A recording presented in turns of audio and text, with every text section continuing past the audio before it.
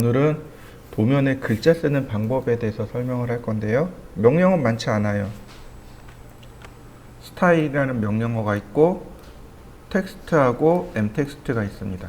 그리고 이제 수정 명령어로 텍스트 에디트, 그 다음 텍스트 투 m텍스트, 스케일 텍스트 요 정도 있습니다. 그렇게 많지는 않아요. 근데 우리가 이제 글자를 쓰기 전에 몇 가지 이해하고 넘어가야 할 사항들이 있습니다. 첫 번째로는 요거요. 고딕을 사용합니다. 도면에 그려진 글자는 고딕을 원칙으로 합니다. 이해되셨나요? 이건 KS에 딱 못 박아 놨어요. 도면에 들어가 있는 글자는 고딕체를 원칙으로 합니다. 그래서 고딕체를 쓰세요. 뭐 손글씨체, 흘림체, 뭐 도면에 멋을 내서 막 이상한 글자 쓰시는데 아무것도 모르는 사람이라고 생각하시면 돼요. 다만 이제 그런 거 있어요. 손도면 있잖아요. 손으로 도면을 그리는 사람들은, 그러니까 손도면 같은 경우는 약간 융통성이 발휘됩니다. 사람마다 글씨체가 조금씩 다르잖아요. 그러니까 반드시 고딕이 안 돼요. 그래서 인테리어 같은 경우, 즉 실내 건축 같은 경우는 실내 건축에 사용되는 그 흘려 쓰는 글씨체가 있습니다. 손글씨체가 있어요. 그 정도만 허락을 합니다. 예전에 저 고등학교 다닐 때 이제 제가 자격증 땄는데, 고등학교 때 자격증 땄는데 그때도 고딕체를 원칙으로 했어요. 그러니까 고딕체를 벗어나서 글씨를 쓰면, 우리 때는 이제 라떼는 그때는 이제 체벌이 허용된 때라 그 도면이 이상하면 선생님들이 와서 혼을 내셨어요. 근데 그것도 이렇게 말로 이렇게 좋게 혼내는 게 아니고, 야 너 엎드려, 틀리는 개수만큼 엉덩이를. 근데 그 중에 하나가 저 고딕이었어요. 손으로 고딕체를 쓰래요. 막 별의별 방법들이 다 나왔어요. 그 중에 이제 제가 썼던 건 밀어쓰기라는 게 있어요. T자를 이렇게 대요. 그 다음에 그 일반 자 있죠. 자를 대고 여기다 이렇게 글씨를 이렇게 쓰는 거예요. 이렇게 수평 글씨, 수직 글씨를 이게 자를 밀어서 썼어요. 동그라미만 손으로 이렇게 동그라미. 그래서 그 제도체를 별도로 배웠어요. 그래가지고 그때는 샤프로 도면을 안 그렸어요. 레터링이라고 하죠. 그 레터링이라고 하는 게 있어요. 그 펜이 있어요. 그러니까 잉크로 쓰는 거 있어요. 그걸로 다 도면을 그렸거든요. 트레이싱 페이퍼지에다가. 그러니까 글씨 못 쓰면, 그것도 못하면 선생님한테 혼났어요. 근데 요즘은 많이 편해졌어요. 그나마 그게 많이 완화됐는데 그래도 여전히 기계 쪽에서는 보수적입니다. 고딕체를 쓰셔야 돼요. 이해되시죠?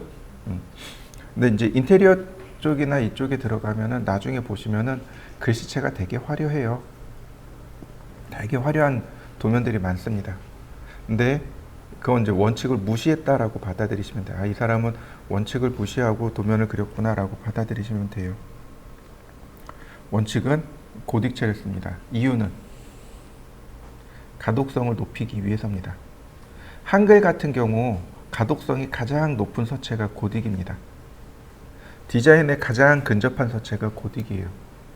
이게 옛날부터 한글로, 그러니까 레터링 디자인을 하시는 분들이 늘 어려워했던 게, 한글은 그 어떻게 해도 디자인이 이상하게 나오는 거예요. 영어 같은 경우는 이렇게 되게 화려한 글씨체들이 많잖아요. 근데 한글은 그렇게 가면은 디자인이 무시가 되더라고요. 오히려 한글은 정자체를 쓰는 게 훨씬 더 이뻐요. 그래서 레터링 디자인 하시는 분들이 늘 선호하는 건 고딕이었습니다. 그리고 고딕이 가독성이 가장 높아요. 그래서 도면에 쓰여지는 글씨는 고딕을 원칙으로 하시는 게 제일 좋습니다. 그 다음, 누구나 다 가지고 있는 글꼴을 쓰시는 게 좋습니다. 이거는 제가 설계를 오래 하다 보니까 알게 된 사실 중에 하나예요. 글꼴이 없으면 어떻게 나오냐면 이렇게 물음표로 나와요. 심각한 경우에는 한자로 나와요. 더 심각한 경우는 중국어나 일본어로 또 나옵니다. 나한테 서체가 없어서 그래요. 이게 무슨 얘기냐면 여기 위에 스타일 명령어 있죠. 여기서 글꼴의 유형을 정의해서 씁니다. 옛날에 컴퓨터는 메모리가 굉장히 작았어요. 얼마나 작았냐면 제가 제일 처음 산 게 386 컴퓨터였어요. 감도 안 잡히시죠? 저희 집에 8비트 컴퓨터 있어요. 8비트 컴퓨터 아직도 있어요. 386 컴퓨터였는데 그때 메모리가 8메가였나? 네, 그 정도 어디. 기가도 아니고 메가였던 걸로 기억을 해요. 8메가도 아니고 되게 작았어요. 그러니까 어떤 문제가 발생하냐면 메모리가 작다 보니까 폰트를 다 끌어다 쓸 여유가 없는 거죠. 폰트를 불러올 여유가 없어요. 메모리가 너무 작으니까. 그리고 그 당시는 도스였어요. 지금 윈도우잖아요. 그러니까 윈도우 같은 경우는 글자를 쓰게 되면 이렇게 됩니다. 이렇게 폰트를 다 끌고 들어와요. 윈도우는 폰트를 이렇게 다 끌고 들어와요. 근데 도스 시절에는 이게 잘 안 됐어요. 이렇게 폰트를 끌고 오는 거는 뭐만 됐었냐면 워드 프로세서요. 아래 한글, MS 워드 뭐 이런 프로그램들 있잖아요. 얘네들만 됐어요. 오토캐드는 이게 안 됐어요. 그래서 어떻게 쓰냐면 그러니까 메모리가 오토캐드라는 프로그램이 메모리를 너무 많이 차지해서 그래요. 그래서 어떻게 했냐면 내가 임의대로 하나 만드는 겁니다. 내가 임의대로 스타일 명령어에서 글꼴을 하나 만들어요. 그리고 이 글꼴이 실제 글꼴하고 매칭을 시켜 놓는 겁니다. 그러면 나중에 쓸 때 그 글꼴이 딸려와요. 그러니까 임시적으로 이제 그런 방법을 썼던 거죠. 예를 들어서 제가 이제 좀 독특한 서체들을 몇 개 알아요. 혹시 막걸리채라는 거 아시나요? 처음 들어보시죠? 그거 어디서 배포하냐면 포천시에서 배포해요. 포천시 홈페이지에 들어가면 막걸리채라는 걸 배포합니다. 그러니까 시청 같은 데 있죠. 시청이나 군청에 가면은요, 자기네 지역 특산물을 홍보하기 위해서 폰트를 같이 개발해서 배포하는 시청, 군청들이 많아요. 옛날에 또 라떼는 80년대 때는 막걸리가 불법이었어요. 그러니까 그 허가된 제조업체에서 나온 것만 합법이고, 그러니까 지방에서 이렇게 만드는 막걸리는 다 불법이었어요. 그게 풀어진 게 80년대 후반, 90년대 초반 요때 어디로 기억을 해요. 정확한 기억은 없는데 80년대, 70년대는 불법이었고 제 기억으로는 90년대, 그러니까 80년대 후반, 90년대 들어서 이게 비로소 허가가 났는데 그때 제일 먼저 배포됐던 게 어디냐면 그 포천시에 가면 1동이 있고 2동이 있어요. 여기도 그런 동네가 있더라고요. 그러니까 1동, 2동이 아니고 뭐라고 하더라? 그 1, 2 붙여서 부르는 동네가 있더라고요. 남일면, 남이면, 남일, 남이 그러잖아요. 포천시도 1동, 2동 이렇게는 동네가 있어요. 근데 그 1동에 가면요 물이 그렇게 좋아요. 그래서 그걸로 막걸리를 빚어서 팔았는데 그게 대박 났었어요. 그래서 막걸리 하면 포천 1동 막걸리, 뭐 포천 2동 막걸리가 90년대에 굉장히 히트를 쳤어요. 지금은 모르는 사람이 훨씬 더 많죠. 그러니까 이제 포천시에서 계속 홍보를 해야 되잖아요. 그러니까 만들어 놓은 게 막걸리채예요. 제가 막걸리채로 글씨를 썼어요. 그리고 여러분들한테 도면을 복사해 주면 어떤 일이 발생하냐면 캐드가 딱 오픈하면서 막걸리채를 찾아요. 근데 없잖아요. 그래서 뭐로 나와요? 이렇게 물음표로 나오는 겁니다. 서체가 없으니까 어떻게 해요? 번역을 못한 거예요. 이게 무슨 글씨인지 모르는 거예요, 캐드는. 그래서 그냥 물음표로 찍혀버립니다. 이해되시나요? 이게 오토캐드 아니 캐드를 사용하는 유저들 중에서 제일 많은 에러 중에 하나가 이거예요. 도면을 오픈했더니 한글이 다 물음표로 나와요. 이게 가장 쉽게 접하고 가장 많이 접하는 에러 중에 하나가 이겁니다. 쟤를 풀어서 한글로 바꾸고 싶은데 안 되는 거예요. 뭐 때문에? 나한테 서체가 없으니까. 이해되시나요? 네. 근데 이거 해결하는 방법이 딱 하나 있어요. 하나 있어요. 나한테 가지고 있는 서체로 바꾸면 돼요. 내가 가지고 있는 서체로 바꾸면 돼요. 이해되시나요? 도면을 받아왔는데 나한테 없는 서체를 썼단 말이에요. 특히 대기업 같은 경우 고유의 CI, BI가 있어요. 대기업 같은 경우는 저작권 피하기 위해서 거의 모든 폰트를 다 사요.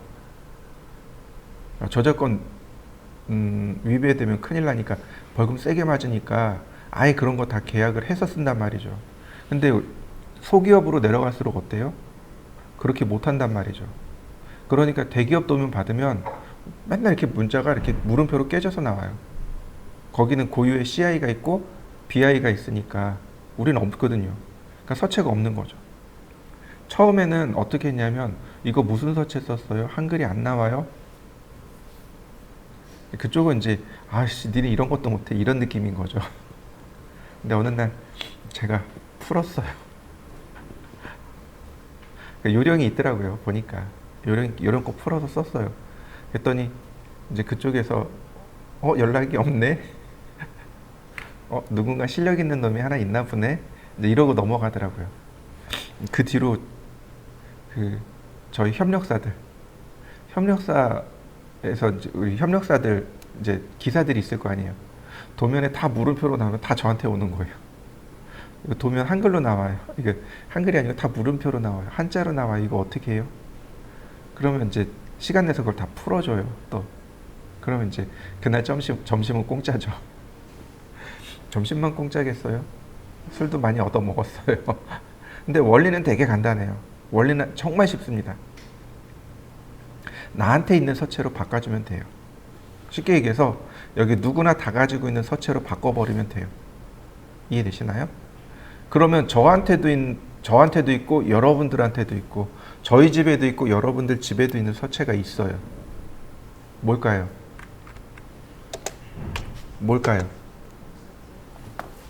자, 궁서, 또 명조, 궁서, 도둠, 바탕, 굴림. 요 네 가지가 윈도우를 설치하면 기본으로 딸려오는 서체죠. 모르나요? 윈도우를 설치하면 기본으로 요 네 개가 설치됩니다. MS사에서 본보기로 만들어 놓은 서체가 요 네 개예요. 이해되셨나요? 이 중에 저 굴림체가 고딕입니다. 이해되시죠? 저 그 해당 글꼴 찾아가지고 굴림체로 바꿔버리면 다 해결돼요. 굴림체로 바꿔보세요. 그럼 다 해결됩니다. 한 80%에서 90%가 해결이 돼요. 왜 나머지 20%에서 그러니까 나머지 20%는 뭐냐면 오토캐드 전용 서체가 따로 있어요. 그러니까 오토캐드 서체가 있고 윈도우 서체가 있고 이렇게 두 개가 있어요. 두 개를 같이 쓰거든요. 그래서 윈도우 서체는 다 굴림으로 바꿔버리시면 돼요. 그러면 어지간한 건 다 한글로 다 바뀝니다. 이해되셨나요? 그 다음에 세 번째, 특수문자를 지원해야 합니다. 특수문자. 제가 요 아래 보면 이거 특수문자, 이게 특수문자들이에요. 이 특수문자가 지원이 안 되는 것들이 자주 있어요. 그래서 특수문자를 지원하면서 고딕이면서 누구나 다 가지고 있는 것. 뭐예요? 굴림이요. 이해되셨나요? 굴림을 쓰시면 돼요. 이해되셨죠? 자, 그럼 왜 이런 일들이 발생했냐면 이제 되게 이제 슬픈 아니 웃기면서도 슬픈 그런 일화가 있습니다. 그러니까 옛날에는 도스였고 지금 윈도우죠. 도스에서, 그러니까 도스 시절에 윈도우가 있었어요. 윈도우 3.1이라는 프로그램이 있었습니다. 도스 기반으로 돌아가는 윈도우가 있었어요. 그래서 포토샵 같은 경우 윈도우 3.1 실행하고 거기서 다시 포토샵 실행하고 그렇게 했었어요. 그러다가 윈도우 95가 이제 기본 운영 체계로 바뀌면서 나왔단 말이죠. 도스 없어지고 이때 이제 문제가 발생해요. 어떤 문제가 발생하냐면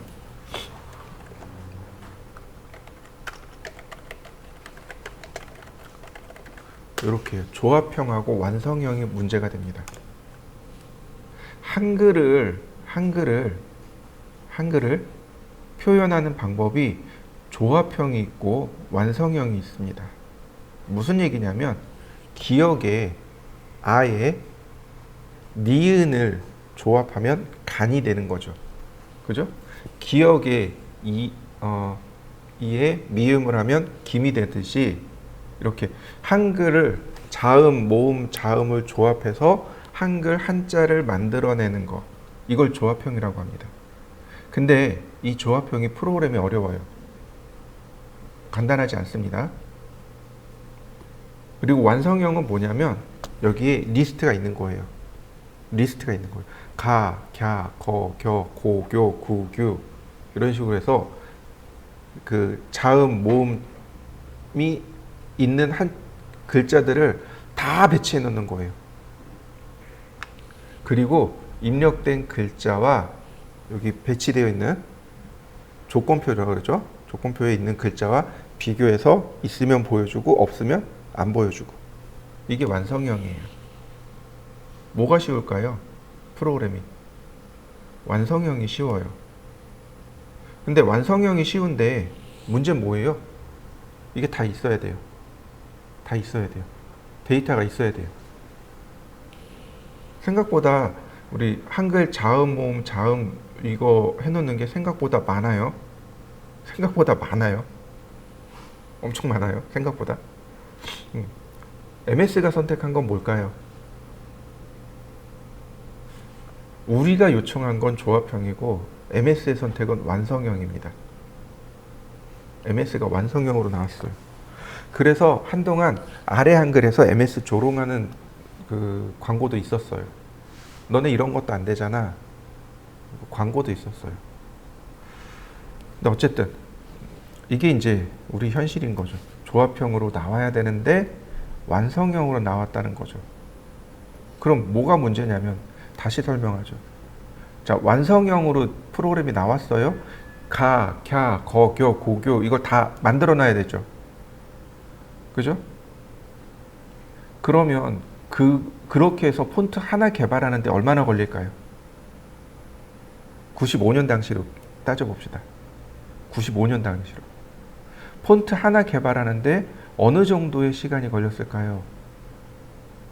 이렇게 걸렸어요. 2달 아니요. 2년이요. 생각해 보세요. 이거 한 글자 한자 한자를 일러스트로 다 그려가지고 따야 됐단 말이에요. 제가 하도 열받아서 폰트를 내가 만들어 봐야지 그리고 폰트 열었다가 다시 닫았잖아요. 폰트 개발하는 프로그램을 어디서 구했어요. 그래서 폰트를 자신 있게 딱 열었는데 다 일러스트로 돼 있더라고요. 그것도 이제 다 만들어야 되는 거예요. 그냥 포기. 물어봤어요. 어느 정도 걸렸어요? 2년 걸렸대요. 투자만 2년 한 거예요. 그리고 나온 게 폰트들인 거예요. 물론 이제 지금은 프로그램이 개발되져 가지고 뭐 한 2주인가 3주 만에 나온다고 하더라고요. 근데 그 개발업체 얼마나 열받을 것 같아요. 내가 2년 동안 잠도 안 자고 돈도 못 벌고 그리고 만들어 놓은 폰트를 누가 공짜로 쓴다? 그럼 눈 돌아가죠. 그러니까 폰트 저작권에 대해서도 되게 예민해야 돼요. 특히 여러분들 디자이너들은 특히 저작권에 예민하셔야 돼요. 다시 그건 조금 이따 다시 이야기하기로 하고. 그래서 여기 완성형 조합형이 있는데 우리가 이야기한 거예요. 그거 너무 많아. 그 일이 너무 많아. 안 돼. 그랬더니 MS가 자본과 인력을 바탕으로 해서 만들어 놓은 게 이거예요. 되잖아. 왜 안 돼? 그리고 만들어 놓은 게 이 4개예요. 이해되시나요? 그래놓고 야 이거 뜯어서 써 이런 거죠 결국은. 그러니까 다시 우리 개발자 입장으로 돌아가자고요. 완성형으로 해서 만들고 있는데 시간이 너무 없는 거예요. 그래서 최초에는 특수문자가 없는 것들이 있었어요. 특수문자가 빠져있는 글꼴들이 있어요. 우리가 파이라든지 플러스 마이너스라든지 이런 특수기호들을 써야 되는데 얘네들이 시간이 없으니까 그냥 그걸 덮어놓고 넘어간 거예요. 한글만 만들고. 무슨 얘기인지 이해되시나요? 네. 특수문자 지원이 안 되는 한글이 있어요. 그래서 물론 요즘 나오는 서체들은 특수문자를 다 지원해요. 그러니까 옛날 오래된 서체들 중에서는 특수문자 지원 안 되는 서체가 있어요. 이러한 이유로 해서.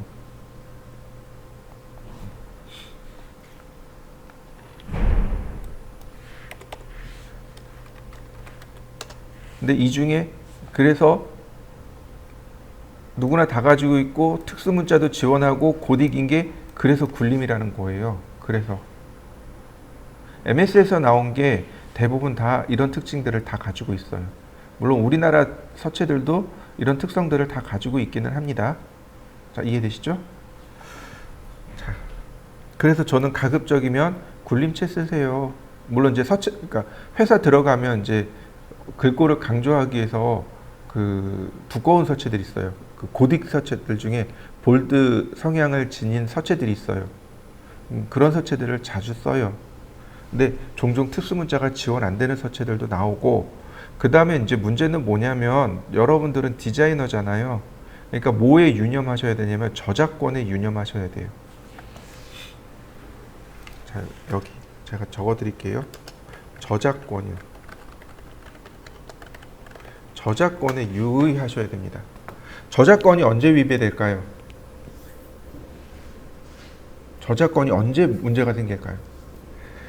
내가 폰트를 가지고 어떤 창작물을 만들어냈어요. 그럼 그 창작물은 저작권에 위배된 걸까요? 이거 잘 알고 계셔야 돼요. 제 선배가 인테리어를 해주고 그 지역에서 제일 큰 병원이었어요. 제일 큰 병원에 인테리어를 해주고 그 다음에 간판을 달았어요. 일주일인가 3일 있다가 연락이 왔어요. 아니다, 일주일 좀 넘었겠구나. 공문을 받았어요. 저작권 위배됐다고. 간판에 들어가는 글씨는요 되게 비싸요. 그냥 비싸요가 아니고 되게 비싸요. 1년 사용료로 500만 원인가 400만 원 냈으니까 엄청 비싸요. 그것도 1년만 쓰는 걸로. 언제 위배될까요? 이거 뉴스에 나왔어요. 그 선배 당한 해에 뉴스에 한번 나왔어요. 어떤 게 나왔냐면 그 뉴스에 분식점에서 그 물은 셀프입니다라고 해서 이렇게 출력해서 붙여놨는데 그거 공문 받았다고 그 기사가 났어요. 그러면서 기사에 뉴스에 나왔어요. 실제로. 그래서 저작권에 위배됐느냐 아니냐로 그게 기사에 나왔어요. 저도 이제 물론 알고 있는 상황이긴 한데, 출력된 인쇄물에 대해서 저작권이 위배됐을까요? 아니요. 그건 2차 저작권입니다. 그거는 2차 저작권이라고요. 그래서 이건 누구한테 있냐면 주인한테 있어요. 이해되시나요? 이걸 만든 사람 거가 주인이에요. 그거에 대한 저작권은 주인한테 있어요. 폰트는 없어요. 이해되시나요? 그러니까 인쇄물에 대해서예요. 이해되시죠? 이거는 2차 저작권이라고 해서 그건 주인한테 있어요. 폰트에 없어요. 그 다음에 로고는요. 로고랑 CI라 그러죠. CI, BI라고 하죠. 이거는 80% 이상인가? 80% 이상 틀어져야 돼요.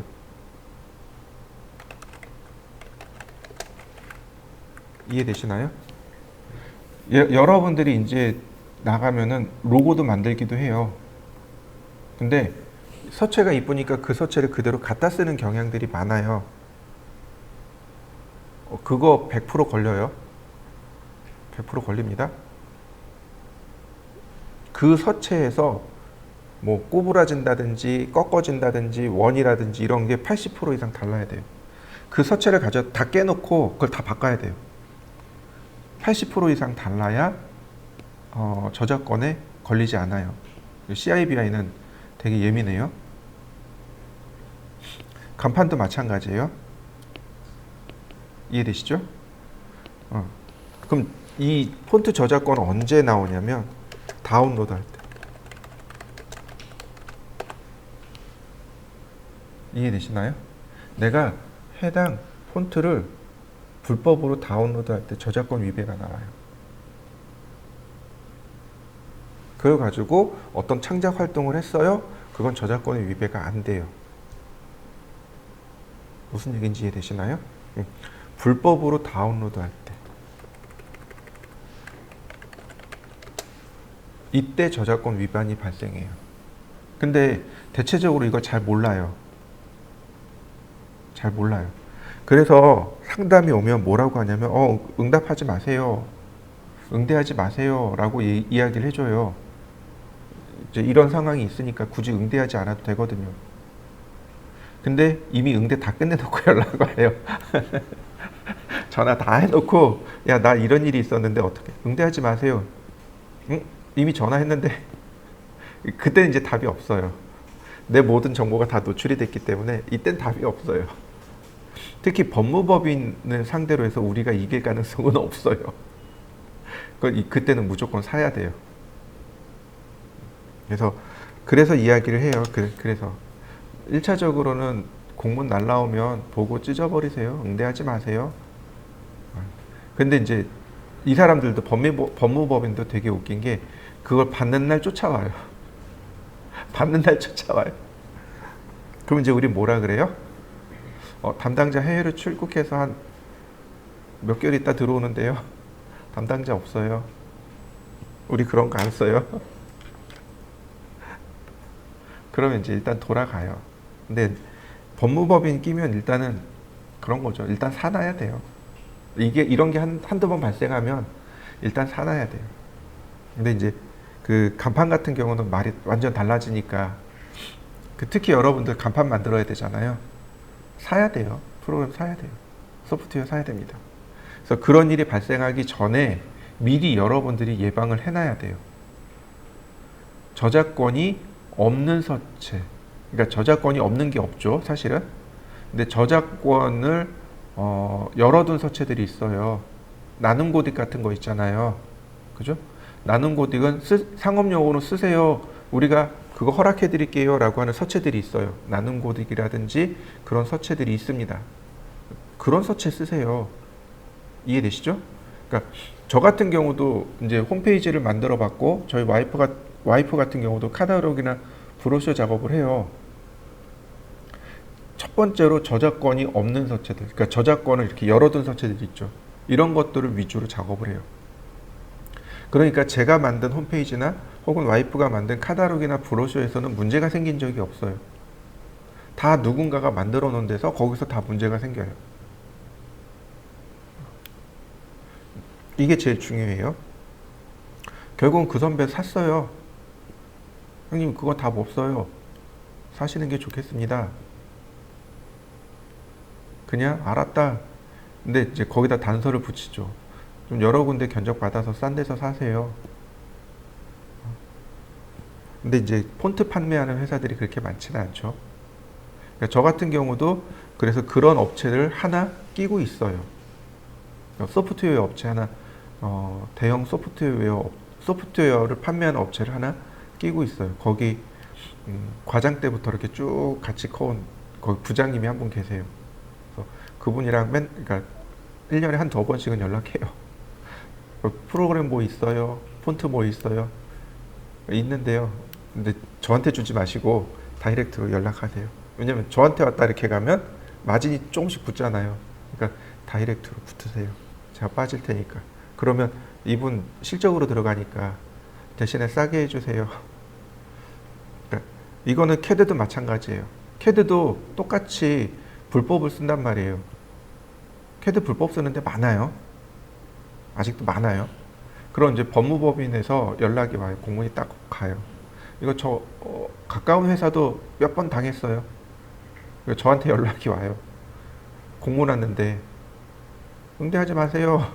이미 응대했는데 이씨 알았어요. 기다려봐요. 그리고 거기다 일단 전화를 해요.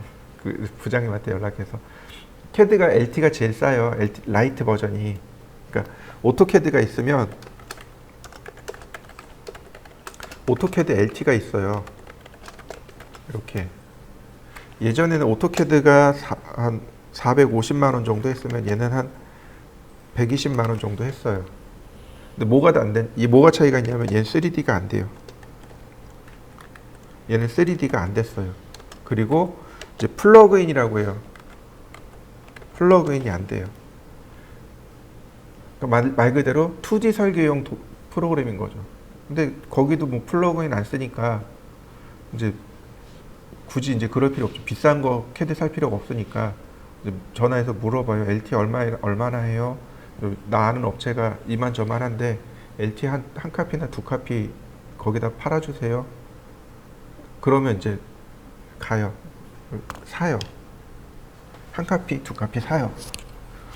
싸니까.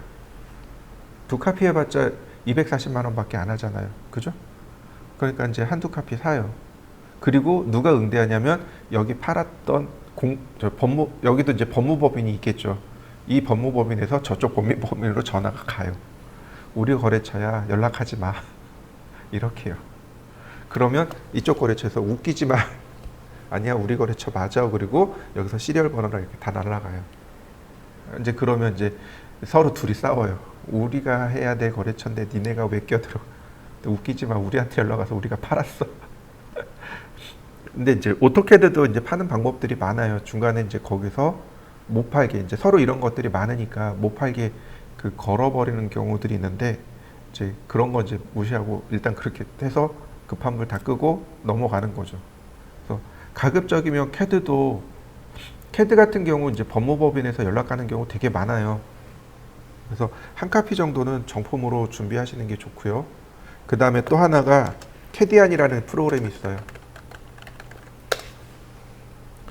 요거 국산 캐드입니다. 국산 캐드예요. 여기다가 얘도 한 100만 원 정도 해요. 얘도 한 100만 원 정도 해요. 캐디안 판매하는 데다가 연락을 해서 한 카피 정도는 구비해 두는 게 좋아요. 예를 들어서 오토데스크 법무법인에서 왔어요. 그러면 딱 한마디 하면 돼요. 우리 캐디안 써요. 너네 안 써요. 그렇게 해요. 오토캐드 점유율이 한 76%에서 78%? 뭐 대략 한 75%라고 하면 그 다음 점유율이 제일 높은 게 캐디안이에요. 대략 7%에서 8% 사이.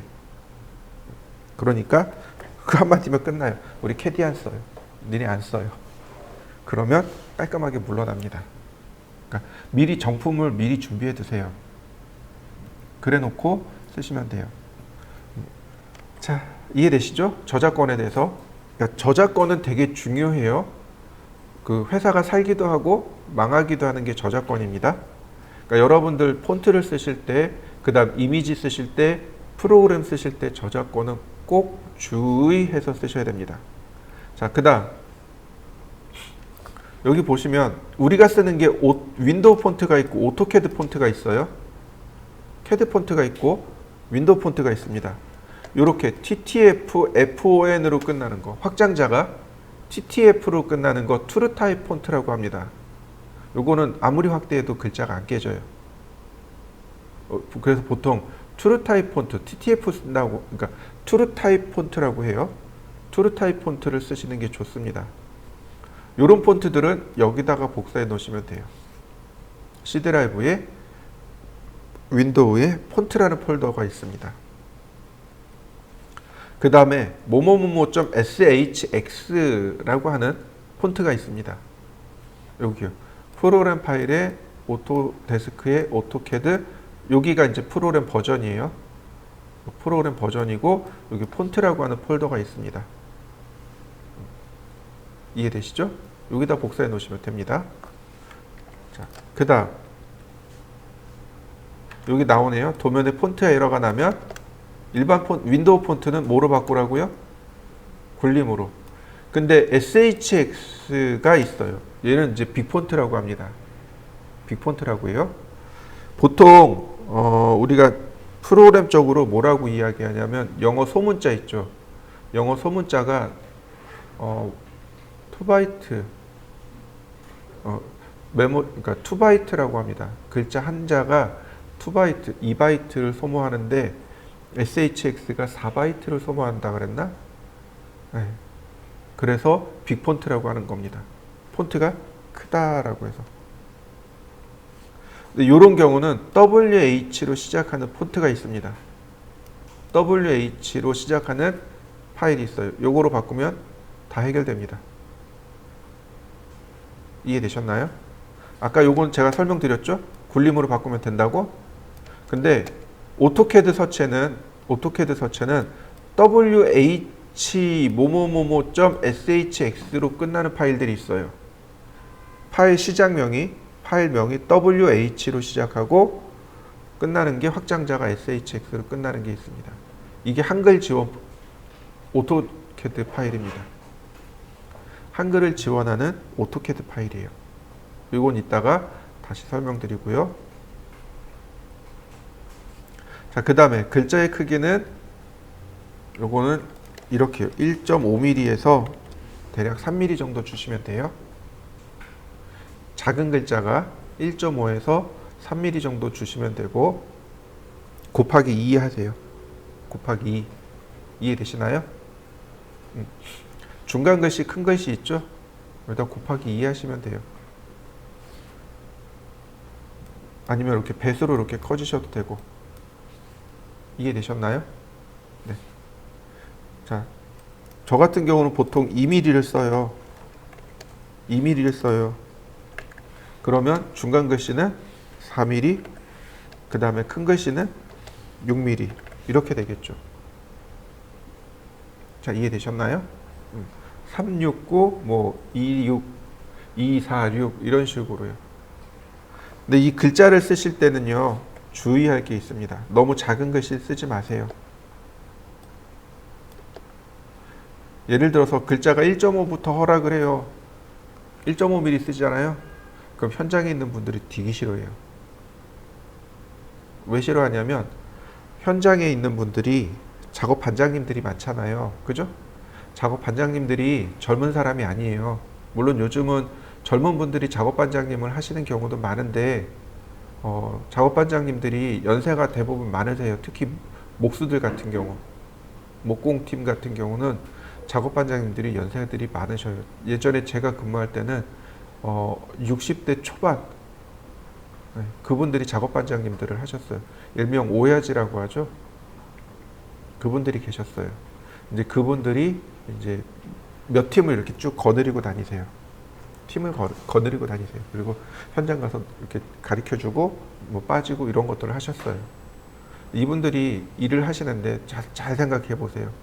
현장이 지금처럼 이렇게 화날까요? 현장이 화날까요? 아니요. 전기가 부족하니까 현장이 물론 화난 현장도 있어요. 근데 화나지 않은 현장도 있어요. 도면이 잘 보일까요? 안 보여요. 근데 다시 생각해 봅시다. 사람의 눈이 40세를 지나면 40살이 지나면 노안이 와요. 그러면 글자가 보일까요? 안 보여요. 제가 이제 50이 조금 넘었잖아요. 반드시 이걸 벗어야 보여요. 이걸 벗어야 보여요. 제일 힘든 게 뭔지 아세요? 글씨 쓸 때요. 글씨 쓸 때. 이게 저는 근시거든요. 그러니까 이걸 벗어도 이렇게 갖다 놔야 보여요. 근데 글씨를 쓰는데 이게 초점이 안 맞으니까 이게 안 보이는 거예요. 그러니까 이렇게 놓고 쓰는 거예요. 작업 반장님들 어떠실 것 같아요? 글씨가 작으면 썼다 벗었다. 근데 더욱이 어두워요. 그러면 랜턴 갖다 댔다. 처음엔 괜찮아요. 근데 작업하다 계속 그러면 짜증나는 거죠. 그럼 이제 승질 부리기 시작하세요. 그래서 절대로 작은 글씨 쓰시면 안 돼요. 무슨 얘기인지 이해되시죠? 그러니까 일종의 배려라고 보시면 돼요. 나는 괜찮아요. 그러니까 예전에 그런 회사가 있었어요. 거기는 작업반장님이 되게 젊었어요. 일반 공장이었거든요. 거기는 작업반장님이 40대 초반? 네, 40대 초반이었어요. 그러니까 글자 작게 써도 그분은 다 해석이 가능해요. 그러니까 이제 글자 크기를 그때는 작게 썼어요. 1.5mm짜리 썼어요. 그러면 그분들 다 읽어가지고 알아서 해요. 작업반장님이 나이가 젊으니까 그 밑에 있던 직원들도 다 젊어요. 그러니까 글자가 어떻게 오든 다 읽어요. 현장 나갔는데 거기 이제 작업반장님들이 연세가 있으시네. 그럼 어떻게 해야 돼요? 글자를 다 키워줘야 돼요. 그런 게 일종의 요령이라고 보시면 돼요. 자, 이해되셨죠? 자, 스타일 명령어부터 한번 확인해 보도록 하죠. 스타일입니다. 자, 스타일. 자, 스타일 하기 전에. 자, 보시면 이제 홈탭에서 넘어갑니다. 여기 보시면 글씨 쓰기가 두 개가 나와요. 멀티라인, 싱글라인이죠? 근데 여기 쓰지 마시고 어디로 가냐면 어넌테이트로 넘어갑니다. 바로 이 부분. 여기가 글씨에 관련된 명령어입니다. 텍스트에 대한 명령어고, 여기 레이어가 여기 있고, 그 다음 글씨 여기 있고, 글씨에 대한 명령어는 여기 전부 다 있습니다. 이해되시죠? 홈탭 쓰고 어넌테이트 쓰고, 그 중에 여기 텍스트 오른편에 가면 아래로 내려간 화살표 있죠? 얘가 텍스트 스타일입니다. 이게 스타일 명령어예요. 얘를 누르면 이렇게 스타일이 떠요. 명령어로 스타일 쓰셔도 얘가 뜹니다. 자, 이해되셨죠? 자, 한번 띄워 보실까요? 보시면 이런 거죠. 여기 뉴 버튼을 통해서 하나 만들 수 있습니다. 이렇게요. 제가 이렇게 썼습니다.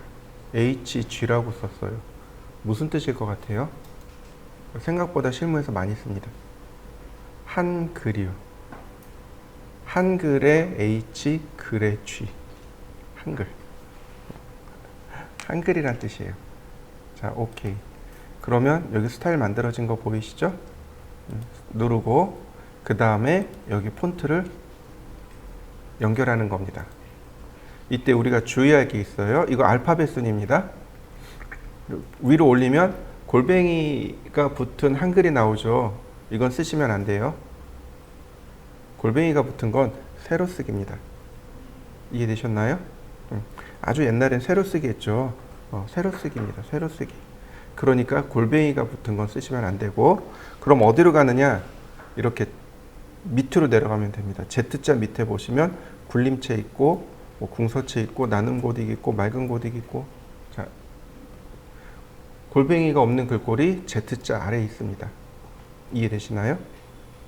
자, 여기서 우리가 사용하는 팁 하나.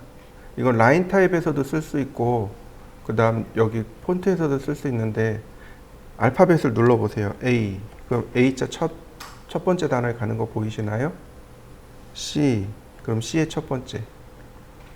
B. 그러면 B의 첫 번째. 이해되시죠? 스크롤 돌리지 마세요. 키보드로 누르세요. Z자 누르면 Z자 첫머리 글자에 가서 붙습니다. 이거 윈도우 기본 키입니다. 윈도우에서 기본으로 사용하는 거예요. 파일 탐색기에 이 기능이 있어요. 우리가 안 배워서 모르는 거고 안 써서 모르는 것 뿐입니다. 그래서 여기서 굴림체를 선택하시면 되겠죠. 그죠? 저는 나눔 고딕 선택하겠습니다. 그리고 나면 그 오른편에 자, 이렇게 폰트 스타일이 나옵니다. 다른 걸로 한번 볼까요? 맑은 고딕이 있네요. 볼드, 이탈릭 있는 거 보이시나요? 볼드가 두껍게 란 뜻이죠. 이탈릭은 기울게 란 뜻이죠. 어떤 서체는 이 폰트 스타일이 없는 게 있어요. 여기 굴림 같은 경우는 없어요. 레귤러밖에 없습니다. 보통밖에 없어요. 서체마다 다 다른 겁니다. 무슨 뜻인지 이해되시나요? 이런 식으로 서체마다 다 다릅니다. 있는 서체가 있고 없는 서체가 있고.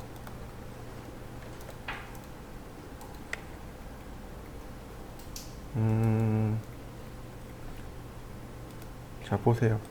이 서체는 볼드 있고, 볼드 이탈릭 있고, 레귤러도 있죠. 그죠?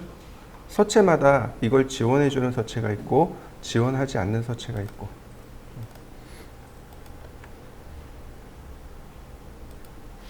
자, 이해되시죠? 이렇게 딱 맞춰 놓으시면 돼요. 나머지는 손댈 거 하나도 없어요. 여기 사이즈에서 글꼴이 크게 나오죠. 이거 써버리면, 예를 들어서 제가 이렇게 5mm로 썼습니다. 그러면 이후로 써지는 모든 글씨체는 글씨의 높이는 5mm로 써집니다. 글씨 크기가 여기서 고정이 돼 버리는 거예요. 근데 우리가 쓸 때는 어때요? 작은 글씨, 중간 글씨, 큰 글씨 거기에 축척에 맞춰서 다 달라지죠. 그러니까 여기를 쓰시면 안 돼요. 글씨가 고정이 돼 버리니까. 그 다음 이펙트가 있네요. 효과죠. 업사이드한 글씨가 위아래로 뒤집어져서 나오는 거 보이시나요? 여기 왼쪽에 미리 보기 있죠. 미리 보기를 보시면 돼요. 업사이드 다운. 백워드 글씨가 좌우 반전되는 거. 그러니까 업사이드는 상하 반전을 의미하는 거고 백워드는 좌우 반전을 의미하는 거고. 버티컬 비활성돼 있죠. 요거 지원해주는 서체가 따로 있습니다. 넘어가고 위드 팩터. 위드 팩터가 장평입니다. 장평이라는 게 뭐예요? 글자의 가로 비율을 장평이라고 하죠. 예를 들어서 3배, 아니 2배. 그럼 폭이 2배 넓어진 거 보이시나요? 높이는 고정이에요. 높이는 고정이고 가로 비율만 이렇게 조절이 됩니다. 0.7. 이해되셨나요? 거의 안 바꿔요. 그 다음 오빌크. 이 오빌크란 단어도 좀 기억해 두세요. 앞으로 많이 나올 겁니다. 오빌크가 무슨 뜻이냐면 기울기란 뜻이에요. 그러니까 30도 기울어진 거 보이시나요? 15도 이렇게 기울어 놓으면 이탈릭체가 돼버려요. 이탈릭체를 쓰고 싶은데 여기 이탈릭체가 없는 거죠. 그럴 때 오빌크를 씁니다. 역시 안 써요. 이탈릭체 안 써요. 다 고딕 정자만 쓰시면 됩니다. 이해되셨나요? 그래서 실제로는 쓰는 게 요거밖에 없어요. 사실은 요거밖에 없어요. 요거밖에 없습니다. 실제로는. 자, 그 다음에 다시 볼까요? 제가 T자를 눌렀습니다. 그럼 여기 보시면 여기 txt.shx라고 하는 파일 보이시나요? 제가 아까 지난 시간에 설명드렸어요. true 타입 서체가 있고 그 다음 shx 서체가 있다 그랬었죠. 그죠? 얘를 누르면 이게 오토캐드 전용 서체입니다. 여기 보시면 use bport 나오죠. 체크해 봅니다. 그럼 여기에 뭐가 나와요? shx 서체만 나옵니다. 즉 윈도우 서체가 다 빠져버린 거죠. 자, 이해되시죠? 이렇게 빅폰트를 체크하고 빅폰트에 들어가면 여기 WH로 시작하는 글꼴 나오는 거 보이시나요? 얘네들을 선택하라는 뜻이에요. 요렇게 4개의 서체가 한글이 지원되는 서체입니다. 이해되셨나요? 그러니까 SHX 서체 선택하고 얘 체크하고 그 다음에 WH로 시작하는 서체를 선택하면 그러니까 오토캐드 파일이죠. 오토캐드 폰트는 다 해결됩니다. 그러면 해결되겠죠. 이 txt.shx가 바로 버티컬이 지원이 돼요. 이렇게 글씨가 세로 쓰기가 됩니다. 글씨 세로 쓰기. 자, 이해되셨나요? 한번 해보시죠. 자, 풀고 얘도 풀고 저는 맑은 고딕. 자, 그리고 어플리. 자, 여기까지 한번 해보시죠. 보시면 여기 Current Text Style HG로 되어 있죠.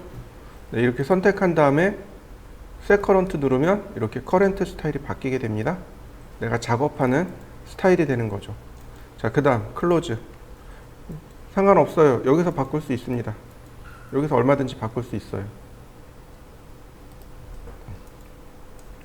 자, 그 다음 글씨 쓰는 방법은 2가지입니다. 글씨를 쓰는 방법이 텍스트가 있고 m텍스트가 있고 명령어 2개인데 텍스트는 한 줄 쓰기, m텍스트는 여러 줄 쓰기. 단축키가 텍스트는 DT, m텍스트는 T입니다. 자, 텍스트.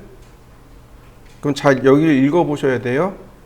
현재 글꼴은 HG고, 그 다음 글자의 높이는 2.5mm고, 그 다음 justification, 즉 자리 맞춤은 왼쪽 정렬로 되어 있습니다. 자, 클릭하고, 그 다음 글자의 높이, 그 다음 글자의 회전 방향. 그럼 깜빡이는 거 보이시죠? 자, 글씨를 써보죠.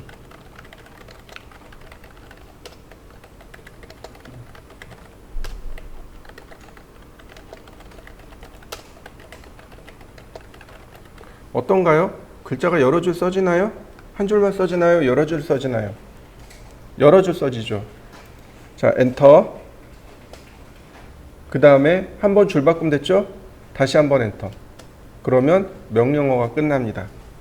이때 어떤가요? 글자가 한 줄로 다 낱줄로 분해된 거 보이시나요? 쓸 때만 글자를 쓸 때만 여러 줄을 쓸 수 있도록 편의상 여러 줄을 쓸 수 있도록 지원해 주는 거고, 명령어가 종료되면 다 한 줄로 분해가 됩니다. 한번 해보시죠. 자, 텍스트 클릭하고 글자의 높이가 있네요. 5mm 엔터, 0도 엔터. 자, 글자 써지는 거 맞죠? 이때 한 번에 종료하는 방법, 컨트롤 키를 누르고 엔터. 그러면 한 번에 종료됩니다. 다시 한번 볼까요? 자, 시작점 지정하지 않았습니다. 그냥 엔터 치면 바로 이 밑으로 글자가 붙습니다. 자, 써졌죠? 원래 정상적으로 종료하려면 어떻게 해요? 엔터 2번 하셔야 돼요. 그죠? 그런데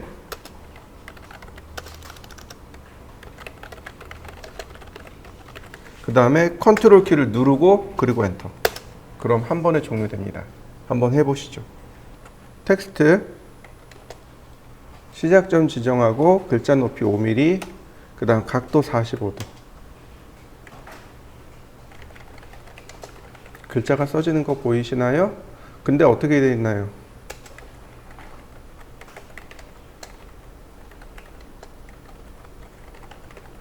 글자가 45도 회전된 거 맞습니까? 글자 45도 회전. 이런 거는 그냥 로테이트해서 쓰면 되기 때문에 그냥 로테이트 하면 돼요. 로테이트 그리고 다시 마이너스 45도. 그러면 원래대로 되돌아오겠죠? 한번 해보시죠. 텍스트 시작점 글자 크기 각도, 그 다음에 이제 여기다 글씨를 쓰면 되겠죠. 그죠? 근데 글씨를 쓸 때 우리가 사용하는 특수 문자들이 있습니다. 얘네들이요. 일단 기본적으로 이렇게 세 개가 기본 특수 문자고, 얘네들은 써도 그만 안 써도 그만. 자, 그 중에 여러분들이 반드시 써야 되는 건 이렇게 두 개입니다.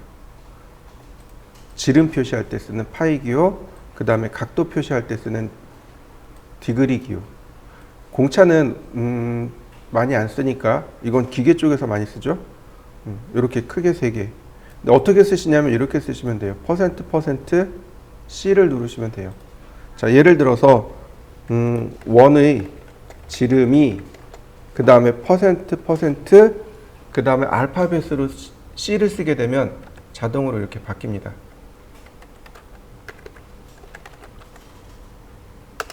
그 다음에 선의 각도가 45% D. D가 디그리의 약자입니다. 오차 범위가 %% P 0.23입니다. 자, 여러분들도 똑같이 한번 써보시죠.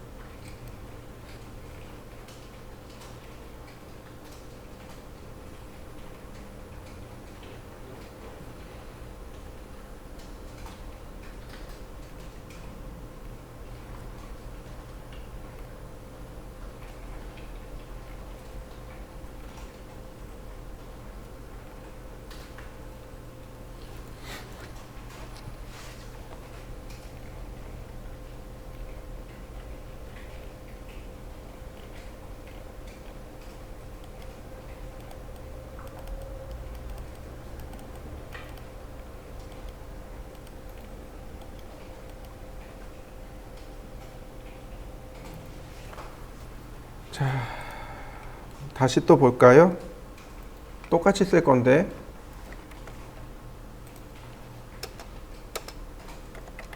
원의 %% U 언더라인 지름 밑줄 그려지죠? 다시 한번 씁니다. %% U 그러면 끝나게 됩니다.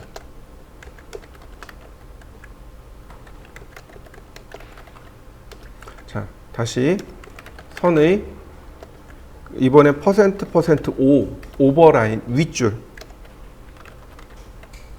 똑같이 나오네. 다시요. %% K요. 스트로크죠. 취소선.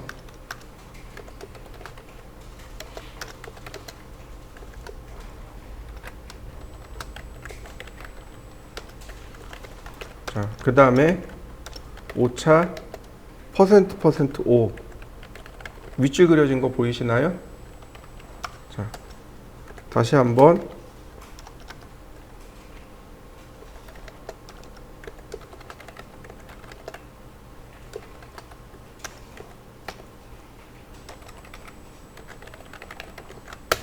자, 이렇게 한번 써보시죠.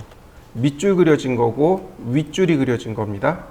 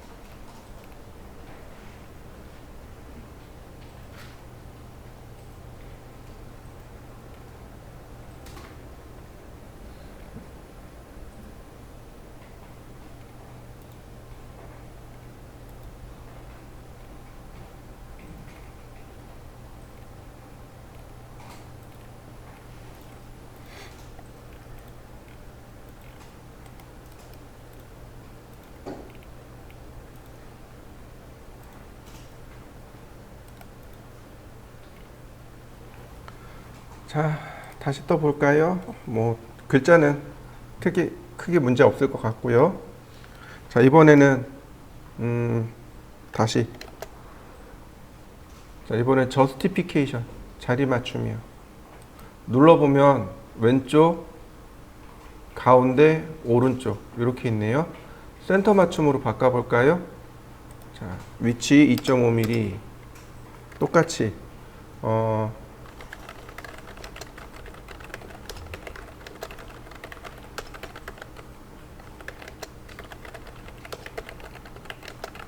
어떤가요? 가운데 정렬된 거 맞습니까? 자, 한번 해보시죠.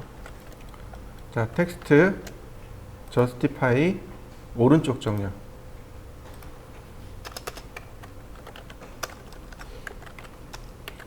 그리고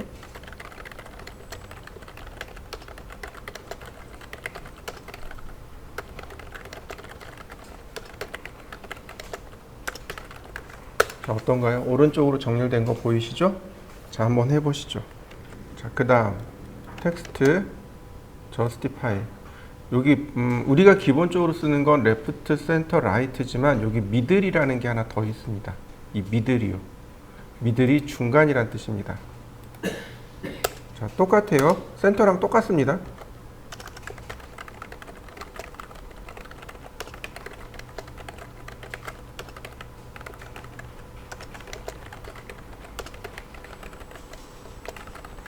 자, 근데 센터랑 똑같죠? 그죠?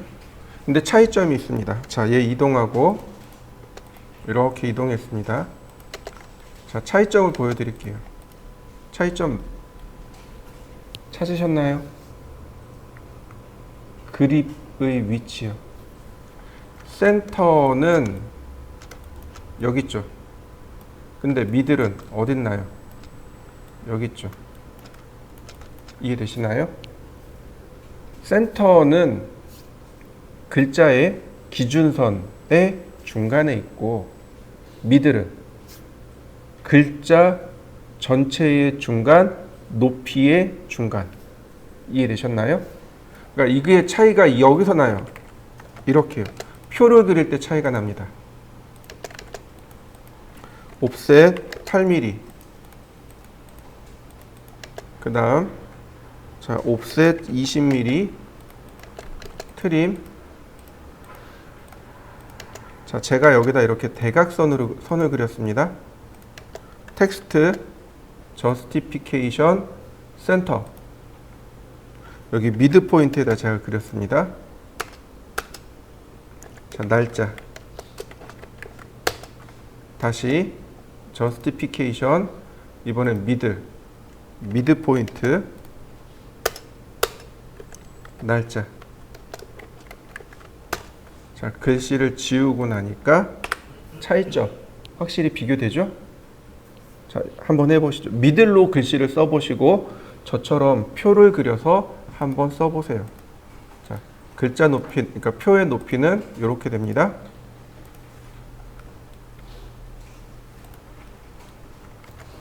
텍스트 justify. 자, align하고 fit가 있네요. 선을 하나씩 그려봅시다. 라인 50mm 카피. 자, 여러분들도 이렇게 선 두 개를 한번 그려보시죠. 50mm 짜리 선을 두 개 그려봅니다. 텍스트 justify align. align이라는 건 정렬하다라는 뜻으로 문장의 길이를 고정시키는 겁니다. 문장의 길이요. 문장의 시작점과 끝점을 클릭해 줍니다. 그럼 글자 수가 많으면, 아니 글자 수가 적으면 문자의 크기는 높아져요. 이렇게요. 근데 글자 수가 많아지면 어떻게 돼요? 문장을 채워야 되니까 글자의 높이가 작아집니다. 이런 식으로.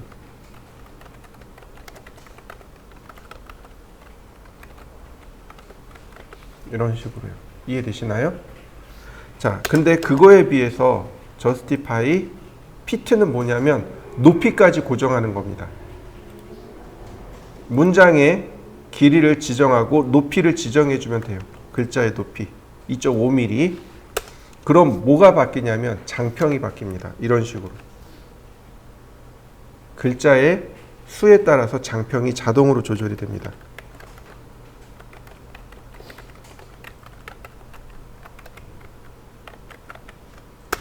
자, 한번 해보시죠. 텍스트, justify, 그 다음에 보시면 TL, TC, TR, ML, MC, MR, BLBC, BR 이렇게 나오죠. 이게 뭐냐면 탑 레프트란 뜻입니다. TL이라는 게 탑 레프트, 글자의 제일 위쪽 상단점, 제일 위쪽 중간점, 제일 위쪽 오른쪽 점 이런 뜻이에요. TL을 누르게 되고 기준점을 여기다 클릭하게 되면 이렇게 A, B, G, H 이렇게요. 자, 이해되시나요? 다시 볼까요? justify TC 똑같이 여기다 똑같은 자리로 클릭합니다. 5mm A, B, G, H 이렇게요. 글자의 탑라인에 중간에 새겨진다고 해서 TC. 그럼 TR은 뭘까요? 탑 라이트가 되겠죠.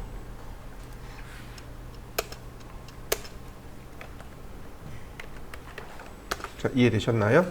이거에 따라서 그립의 위치가 바뀌게 돼요. 그립의 위치가 바뀝니다. 보세요. 그립의 위치가 바뀐 거 보이시나요? 자, 그립의 위치가 바뀐 거 보이시죠? 이렇게 그립의 위치도 함께 바뀝니다. 자, 다시 또 볼까요? 자, ML, 미들 레프트. 그 다음에 미들 센터. 똑같은 자리를 클릭하는데 이렇게 바뀌겠죠? 미들 라이트.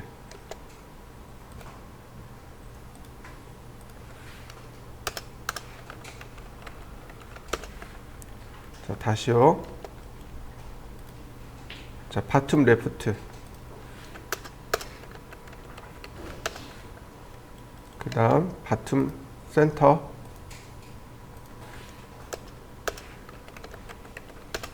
그 다음 바텀 라이트.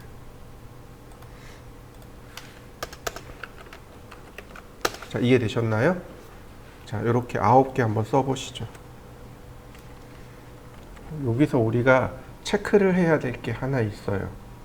그게 뭐냐면, 자, 보시죠. 베이스 라인이 어디 있나요? 베이스 라인 제일 아래 있죠. 그죠? 그러면 레프트는 어딜까요? 레프트 센터 미들. 자, 다시 한번 보세요. 텍스트. 자, 레프트 하나만 써볼까요?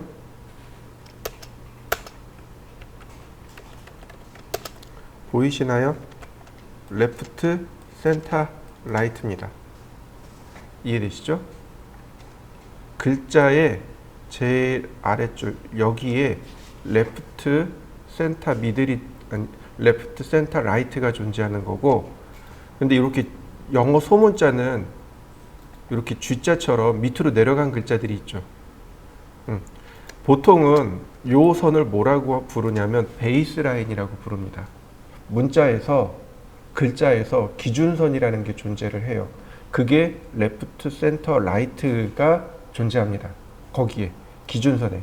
그런데 영어 소문자는 이렇게 G나 P나 Q자처럼 기준선 밑으로 글자가 내려가는 것들이 있어요. 그래서 베이스 라인을 여기다 잡아줍니다. 그래서 BL, BC, BR 이렇게 되는 거죠. 무슨 뜻인지 이해되시죠? 그러면 여기서 드는 질문. 자, 여기 미들 보이시나요? 미들의 위치는 어디일까요?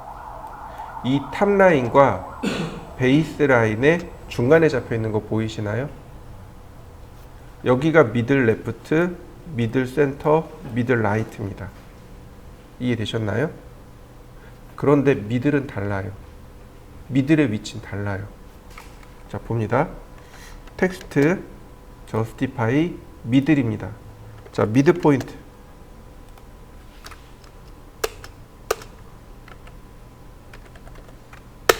위치가 조금 차이 나는 거 보이시나요? 위치 차이 나는 거 보이시나요? 그러면 도대체 미들 레프트, 미들 센터, 미들 라이트하고 미들의 차이는 뭘까요? 다시 설명합니다. 자, 베이스 라인이죠. 베이스 라인부터 탑 라인의 그 중간에 미들 레프트, 미들 센터, 미들 라이트가 존재해요. 그죠? 그런데 실제로 영어 소문자에는 여기가 탑 라인이고 여기가 바텀 라인이죠. 이 중간이요. 여기가 미들의 위치입니다. 이해되셨나요? 여러분들도 한번 확인해 보세요. 그 다음에 우리가 하나 더 여기서 체크해야 될 오스냅이 있습니다. 그게 뭐냐면 인설트라는 오스냅이요.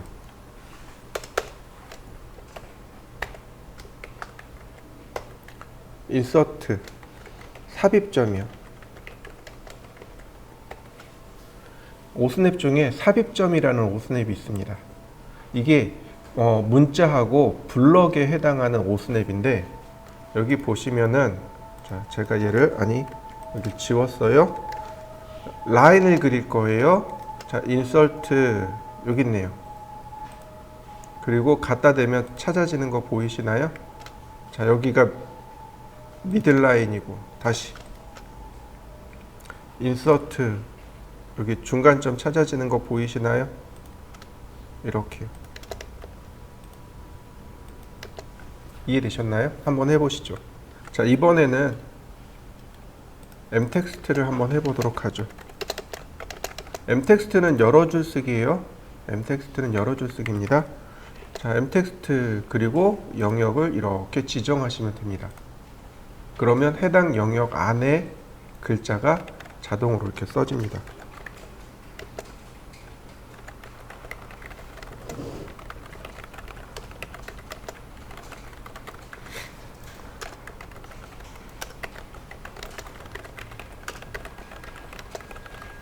자, 글자가 써졌네요. 근데 여기 보시면 글자 스타일이 이렇게 나와서 글자를 지정해 줄 수 있어요. 이런 식으로 얼마든지 지정해 줄 수 있고요.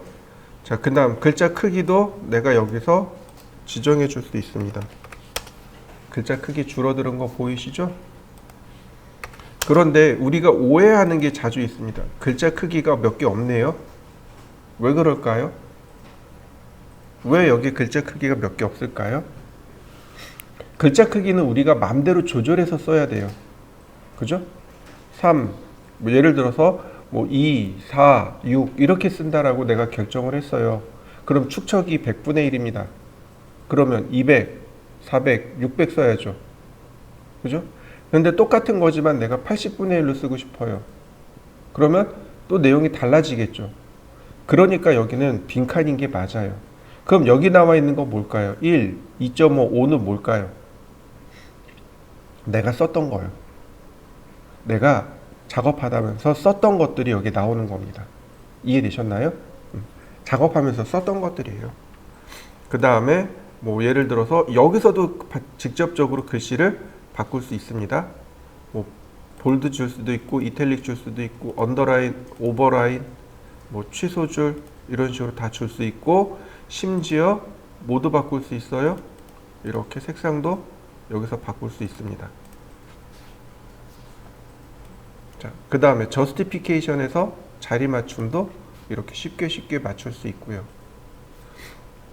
그 다음에 여기 심볼에 보시면 특수문자들이 여기 있어요.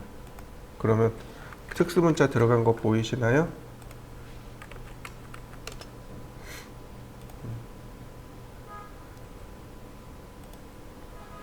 근데 이거 쓰셔도 돼요.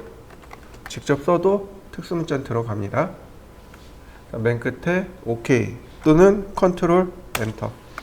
자, 한번 해보시죠. 이 멀티라인 텍스트는 딱히 할 게 없어요. 사실은 실제로 그려보면 돼요. X라인 0도 90도 옵셋 8mm 트림 옵셋 20mm 자 30mm 텍스트. 자, 여러분들도 이렇게 하나 그려보시죠. 이렇게 일반 글씨를 쓸 때는 그냥 텍스트 쓰는 게 편하고요. 표제란 글씨 쓸 때는 m텍스트가 훨씬 더 편해요. 왜냐하면 이렇게 영역을 지정해서 쓰기 때문에 M텍스트가 훨씬 편해요. 자, 2.5mm, 그 다음에 미들 센터, 여기다가 날짜, 그 다음에 나머지는 카피. 다시 텍스트, 글자 크기 2.5mm, 그 다음에 왼쪽 중간 정렬, 미들 센터. 아니지, 미들 레프트죠. 자, 이때 바로 여기 탭 보이시나요? 탭을 한 칸씩 조절해주면 들여쓰기가 되는 거죠. 들여쓰기를 이용해서 여기다가 오늘 날짜를 적어 볼까요? 그 다음에 나머지 세 개도 카피. 자, 여기까지 한번 해보시죠. 글씨 수정. 글씨 수정하면 돼요. 단축 명령은 ED잖아요. 에디트. 그래서 누르면 글자가 바로 이렇게 수정이 됩니다. 이거는 일반 텍스트도 마찬가지예요. 텍스트.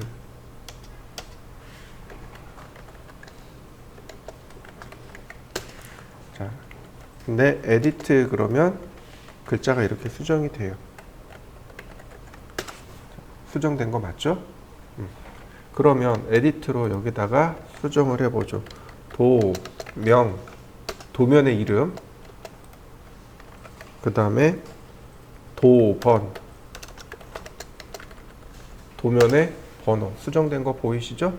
자, 한번 수정해 보시죠. 아예 그냥 더블 클릭을 하는 겁니다.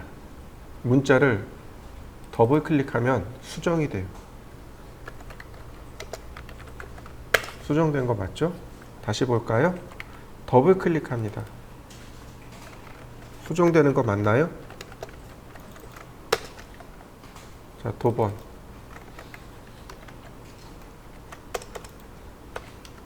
어떤가요? 수정됐나요? 자, 한번 수정해 보시죠. 자, 카피. 얘네들을 제가 복사를 해 봤습니다.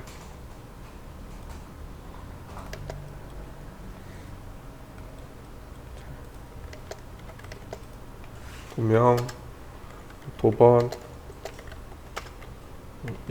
설계자, 날짜. 자, 이렇게 제가 쭉 한 줄로 써봤습니다. 한 줄로 쭉 썼죠? 분해를 할 겁니다. 글자를 분해하면 어떻게 될까요? 이거 싱글라인 텍스트로 바뀝니다. 이렇게. 이해되시나요? M텍스트를 분해하면 텍스트가 되고요. 자, 텍스트 to M텍스트 선택하고 엔터 치면 자, 이렇게 다시 멀티라인 텍스트로 바뀌게 됩니다. 자, 여러분들도 한번 해보시죠.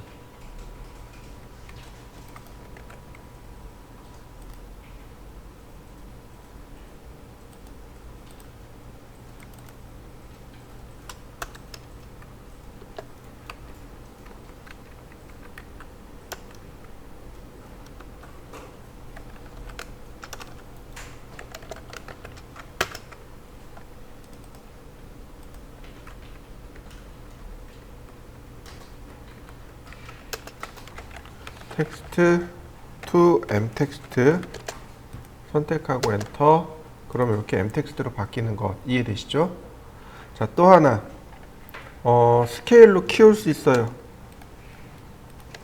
자, 카피.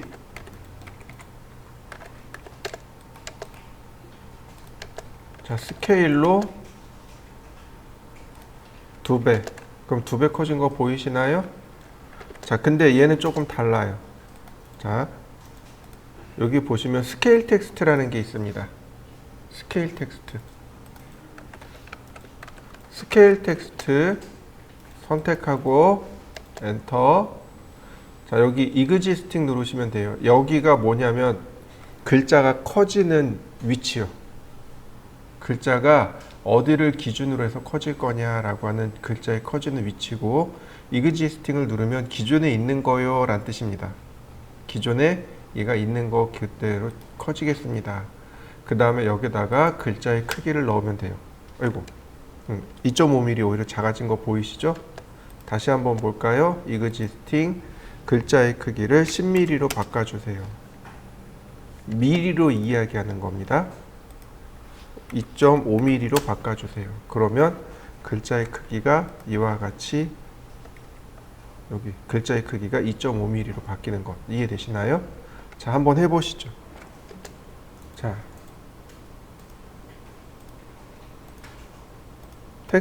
스케일 텍스트 선택하고 existing 그 다음에 여기 스케일 팩터요. 자, 3배 키워주세요. 그러면 2.5의 3배네요. 2.5의 3배 7.5mm가 되겠군요. 7.5mm 된 것 이해되시나요? 배수로도 키울 수 있어요. 배수로도 키울 수 있고 혹은 크기로도 키울 수 있고. 자, 한번 해보시죠. 그 다음에요. 보통 우리가 평면도상에 글자를 쓸 때 이렇게 테두리를 이렇게 넣는 경우들이 있어요. 이게 이제 실이라고 하죠. 룸. 다시 말해서 방에 이름을 넣을 때, 실명을 넣을 때 이렇게 테두리를 넣는데 보통은 그냥 이렇게 많이들 해요. 이렇게 사각형 그려서 이렇게 많이 하는데 이렇게 하지 마시고 자, 이렇게 해보세요. 선택하고 컨트롤 1키 눌러봅니다. 미들 센터로 놓고요. 자, 어디로 가냐면 여기 텍스트 프레임 보이시나요? 이게 텍스트는 안 나오고 M 텍스트는 나와요. 텍스트는 있고 아니 다시 텍스트는 없고 M 텍스트만 있습니다. 그래서 얘를 yes로 바꾸면 이렇게 테두리가 들어갑니다. 요거 no로 바꾸시면 테두리 사라져요. 자, 이해되시나요? 자, 한번 해보시죠. 크기도 마찬가지예요. 여기 그립을 보시면 그립 잡고 이렇게 키워보시면 돼요. 그럼 커지는 거 보이시나요? 이런 식으로 그립을 붙잡고 키워보시면 됩니다. 그러면 이렇게 크기도 얼마든지 조절 가능해요. 자, 한번 해보시죠. 바로 그 위에 보면 define width, define height 있죠. 자, 이 값을 고칠 겁니다. define width를 제가 30으로 고쳐봤습니다. 조절되는 거 보이시나요? 50. 자, 30. 그럼 높이가 조절되는 얘는 안 바뀌네. 아까는 바뀔 것 같은데. 자, 어떤가요? 이거 바뀌는 거 이해되시나요? 그립을 이용해서도 바꿀 수 있지만 이렇게 그립을 이용해서도 바꿀 수 있지만 분명히 여기 이렇게 바뀐단 말이죠. 이런 식으로. 자, 한번 여러분들도 한번 바꿔보시죠. 여기다가 글씨를 쓸 겁니다.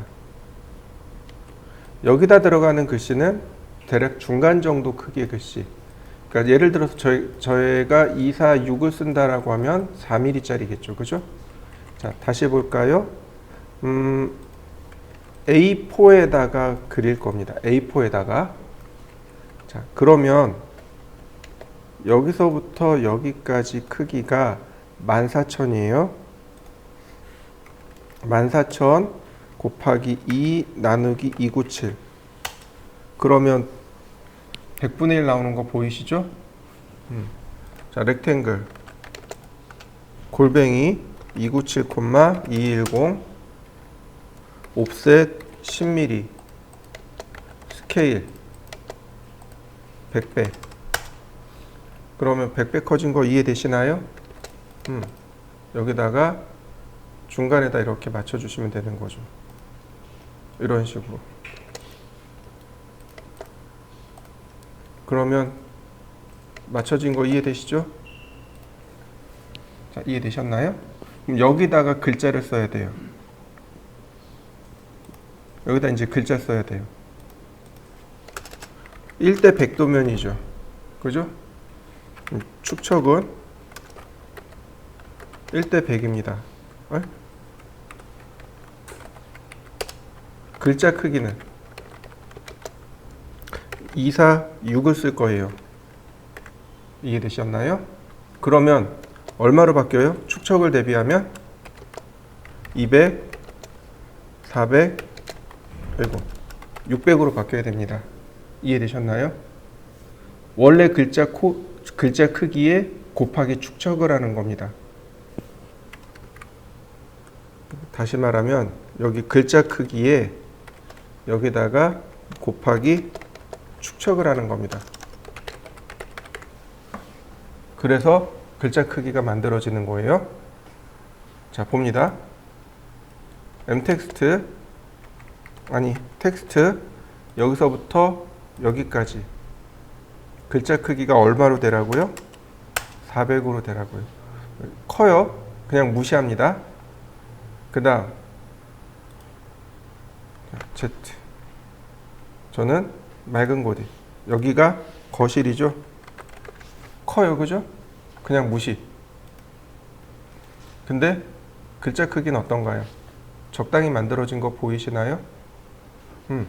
다시 봅니다. 선택해서 자, 미들 센터. 그 다음에 200mm로. 200mm는 작은 글씨죠. 적당하게 나온 거 이해되시나요? 그 다음에 자, 선택하고 컨트롤 숫자 1 이거를 yes로 바꾸고, 자, 적당히 조절하면 되겠죠. 그러면 완성된 거 보이시나요? 그럼 얘 불러다가 처음에는 하나만 만들면 되겠죠. 그 다음에 나머지는 어떻게 하면 돼요? 자, 이렇게 복제하면 되겠죠. 여기는 방, 여기도 방, 여기는 주방, 여기는 방, 여기는 욕실. 그러면 다 들어간 거 보이시나요? 자, 한번 해보시죠. 여기다 해칭하면 어떻게 될까요? 해치. 이렇게 딱 테두리만 가려지는 거 보이시나요? 이렇게 들어가야 돼요. 해치도 이렇게 돼야 돼요. 이해되시나요? 이런 식으로 해치도 이렇게 글자를 피해줘야 됩니다. 근데 이런 경우 있잖아요.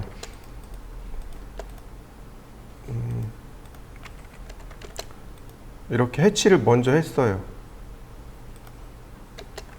자, 매치 프로퍼틱스 이렇게 해치를 먼저 했어요. 얘가 들어왔네요. 그럼 어떻게 할까요? 해치 선택하고 셀렉트. 해결된 거 보이시나요? 해치하고 문자하고 이렇게 돼야 됩니다. 이해되셨나요? 자, 두 가지 경우 다 해보시죠. 자, 여기다가 이제 제목줄을 써야 된단 말이죠. 이거 쓰는 거 적어 드릴 테니까 잘 한번 보세요. 여기 보시면 반지름 10으로 되어 있잖아요. 이거 8mm짜리도 잘 써요. 이거 8mm, 그러니까 반지름 10mm가 아니고 8mm짜리 쓰기도 하고요. 그 다음에 여기 이만큼 튀어나오잖아요. 이거 없이 그리는 사람도 있어요. 그러니까 그리는 사람마다 조금씩 다 달라요. 자, 서클 반지름 10mm 엄청 작죠? 그 다음 라인, 자, 100mm만. 다시 라인. 자, 요렇게 일단 하나 그려보시죠. 근데 이제 요 원 있죠. 이 원을 제가 반지름 10mm로 했잖아요. 이거 작게 그리는 사람도 있어요. 8mm짜리, 6mm짜리 이렇게 있어요. 왜냐면 여기 글자가 너무 크거든요. 위에 올라가는 글자가 너무 커서 반지름을 줄이는 경우가 있습니다. 그건 여러분들 편의상 하시면 돼요. 그 다음에 선이 지금 여기 이렇게 딱 끝난 거 있죠. CAT 2급에서는 이렇게 그려요. 근데 요 길이를 3에서 6mm 정도 더 빼면 돼요. 3에서 5mm. 델타 3mm. 이렇게 한 번 클릭하고 여긴 두 번 클릭하고 이런 식으로요. 한 3에서 5mm만 더 빼셔도 돼요. 그러니까 이렇게 그리는 사람도 있고 이거를 지우고 이렇게 그리는 사람도 있고. 자, 저는 이렇게 그립니다. 자, 한번 해보시죠. 자, 그 다음에는 여기 안쪽에 글자와 이 선 사이의 간격을 고려해야 됩니다. 대략 한 1에서 2mm 정도 사이를 띄워주시면 돼요. 이해되셨나요? 자, 옵셋 10mm. 그러면 여기가 10mm잖아요. 그러면 2mm를 띄운다고 가정하면 글자 크기는 8mm가 되겠네요. 자, 텍스트 이렇게요. 여기 끝과 이쪽 끝을 잡고 글자 크기는 8mm. 그리고 자, 똑같이 자, 나는 맑은 고딕을 썼습니다. 그리고 여기다가 정면도라고 했습니다. 그랬더니 어떻게 되나요? 글자가 조금 크네요. 그죠? 그래서 얘는 더 작게 해야 됩니다. 그리고 그래야 글씨가 조금 작아요. 이해되시나요?